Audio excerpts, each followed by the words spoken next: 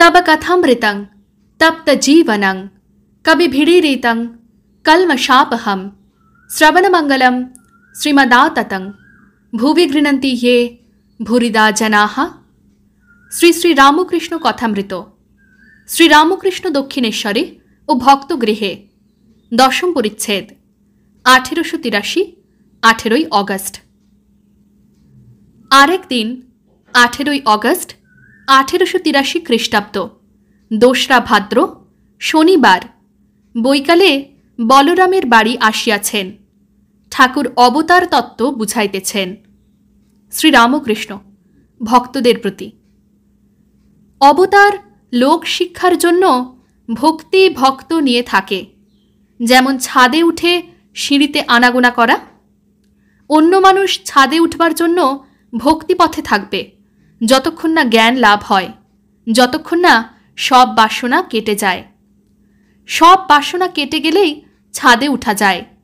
দোকানদার যতক্ষণ না হিসাব মেটে ততক্ষণ ঘুমায় না, খাতায় হিসাব ঠিক করে তবে ঘুমায়।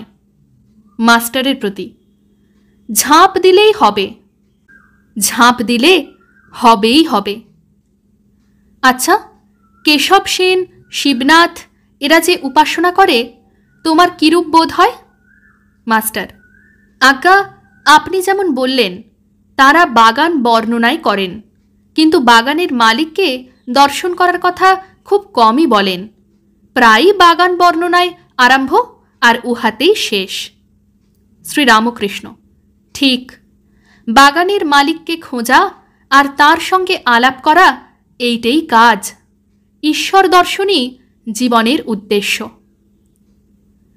বলরামের বাড়ি হইয়া এইবার অধরের বাড়ি আসিয়াছেন।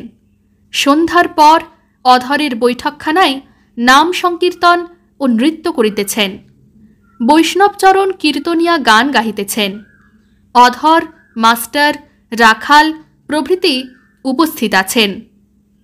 কীর্তনান্তে ঠাকুর ভাবাবিষ্ট হইয়া বসিয়াছেন। রাখালকে বলিতেছেন, এখানকার শ্রাবণ মাসের জল নয়।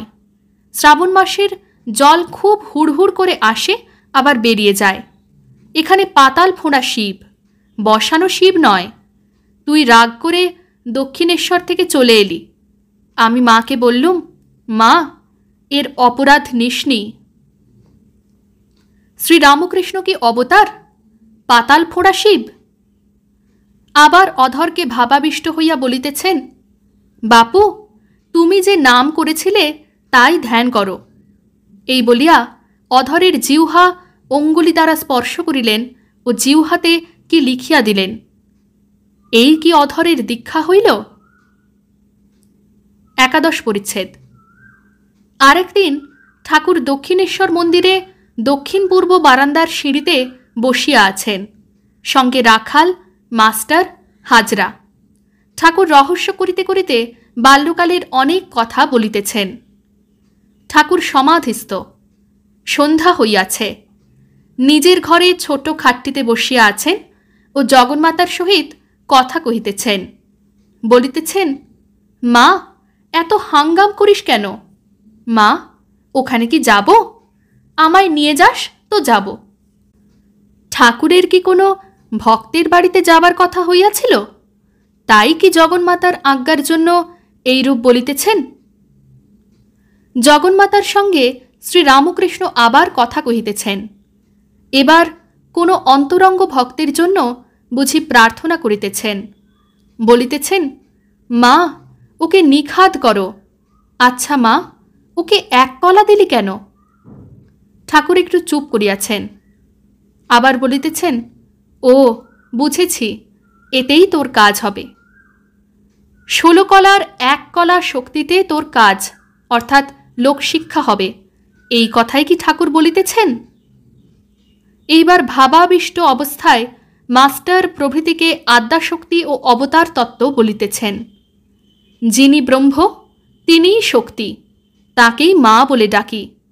যখন তিনি নিষ্ক্রিয় তখন তাকে ব্রহ্ম বলি। আবার যখন সৃষ্টি স্থিতি সংহার কার্য করেন তখন তাকে শক্তি বলি। যেমন স্থির জল আর জলে ঢেউ হয়েছে, শক্তিলীলাতেই অবতার। অবতার প্রেম ভক্তি শিখাতে আসেন। অবতার যেন গাভীর বাঁট, দুগ্ধ বাঁটের থেকেই পাওয়া যায়। মানুষে তিনি অবতীর্ণ হন, যেমন ঘুটির ভিতর মাছ এসে জমে। ভক্তেরা কেহ কেহ ভাবিতেছেন, শ্রীরামকৃষ্ণ কি অবতার পুরুষ, যেমন শ্রীকৃষ্ণ, চৈতন্যদেব, খ্রাইস্ট? ওং নিরঞ্জনং নিত্যম অনন্তরূপম ভক্তানুকম্পাধৃতবিগ্রহং বৈ ঈশাবতারং পরমেশমেড্যং তং রামকৃষ্ণং শিরসা নমামঃ। শ্রীরামকৃষ্ণ अर्पणमस्तु।